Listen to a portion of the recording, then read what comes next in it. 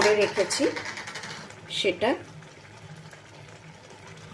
আর আমি কিন্তু এর মধ্যে মিষ্টি দিচ্ছি না কোনো রকম, কারণ দেখেইছো তরমুজের খোসার মধ্যে অল্প অল্প লেগেছিল লাল লাল তরমুজ, তো তার মিষ্টতা এতে কিন্তু এসে গেছে। আমি দেখে নিয়েছি টেস্ট করে, ওতেই হয়ে যাবে।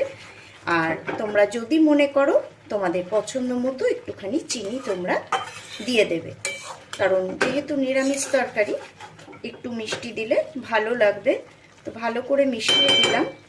আর এবারে যে চাপড়টা আমি করে রেখে দিয়েছিলাম সেটাকে আমি হাত দিয়ে একটুখানি ভেঙে গুঁড়ো গুঁড়ো করে নেব। আর এবারে এটাকেও এর মধ্যে মিশিয়ে দেব।